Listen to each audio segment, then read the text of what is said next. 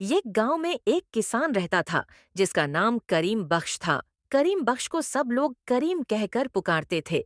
वो किसान था, मगर सच पूछो तो उसे काश्तकारी से ज्यादा आराम करना पसंद था।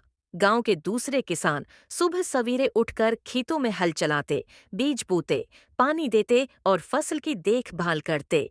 मगर करीम हमेशा देर तक सोता रहता। अगर कोई उसे समझाता तो हंस कर कहता, भाई, ये जमीन कहीं भाग तो नहीं जाएगी। आहिस्ता आहिस्ता सब काम हो जाएगा। इसकी बीवी जीनत बहुत मेहनती औरत थी। वो चाहती थी कि उसका घर भी दूसरों की तरह खुशहाल हो, मगर शौहर की काम चोरी के बाइस घर का हाल दिन बह दिन खराब होता जा रहा था। एक दिन जीनत ने कहा, क्रीम, देखो, दूसरे लोग कितनी मेहनत करते हैं, इसीलिए उनके घरों में खुशहाली है।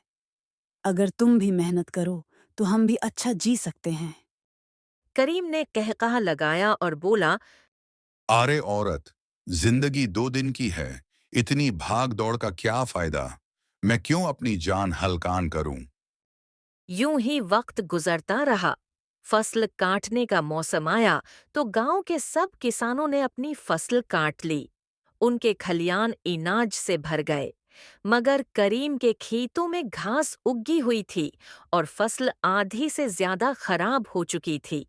जब गांव के बुजुर्गों ने उसे समझाया तो उसने बहाने बनाए। बारिश वक्त पर नहीं हुई, मजदूर नहीं मिले, क्या करूं? सब लोग जानते थे कि असल वजह करीम की काम चोरी है।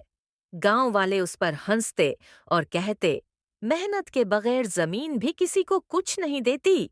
जीनत अब तंग आ चुकी थी। एक दिन उसने शवहर से कहा, करीम, अगर तुम ऐसे ही काहली करते रहे तो हमें दूसरों के सामने हाथ फैलाना पड़ेगा। कम से कम किसी दिन मेहनत तो करो। करीम बोला, कल से शुरू करूंगा।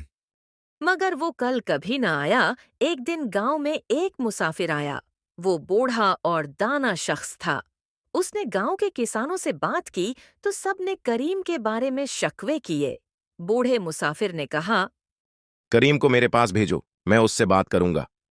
करीम जब उसके पास आया तो मुसाफिर ने कहा, बेटे, जमीन तुम्हारी खिदमत कभी नहीं करेगी जब तक तुम उसकी खिदमत न करो। तुम्हारी जिंदगी इसी जमीन से है। अगर तुम उसके हक अदा नहीं करोगे तो भूखे रहोगे। करीम ने हंसकर कहा। बाबा जी, ये सब बातें सुनने में अच्छी लगती हैं, मगर मेहनत बहुत मुश्किल है। मुसाफिर ने जवाब दिया, मुश्किल वही चीज लगती है जिसका हम आदी नहीं होते। आज मेहनत शुरू करो, कल आसान लगेगी। मेहनत से ही इज्जत और रोजी मिलती है। करीम पर इन बातों का खास असर न हुआ। मगर कुछ दिन बाद एक ऐसा वाकया हुआ जिसने उसे बदलकर रख दिया। एक दिन वो खेत में गया तो देखा कि उसकी जमीन के साथ वाले खेत का मालिक गुलाम मोहम्मद अपनी फसल काट रहा है। गुलाम मोहम्मद का बेटा खुशी से नाच रहा था, क्योंकि उसने पहली बार अपनी जमीन की मेहनत का फल देखा था। गुलाम मोहम्मद ने हंसते हुए कहा, ये सब हमारी दिन रात की मेहनत का नतीजा है। जमीन हमारी माँ है। हम जितना उस पर पसीना बहाते हैं, ये हमें इतना ही लौटाती है। ये मंजर देखकर करीम का दिल भर आया। उसे अपनी जमीन का बर्बाद होना और अपने बच्चों की खाली थाली याद आ गई। उसकी आंखों में आंसू आ गए। वो दिल ही दिल में सोचने लग, अगर मैं भी गुलाम मोहम्मद की तरह मेहनत करता, तो आज मेरे बच्चे भी खुश होते। इस दिन के बाद करीम ने अहद किया कि वो अब काहली नहीं करेगा। अगली सुबह वो सूरज निकलने से पहले ही खेत में पहुंच गया। गांव वाले हैरान थे कि ये वही करीम है जो सूरज ढलने के बाद भी सोया रहता था। उसने जमीन साफ की, नई फसल के लिए बीज खरीदा और मजदूर भी रखे। जीनत भी खुश हो गई कि उसका शौहर आखिरकार सिधर रहा है।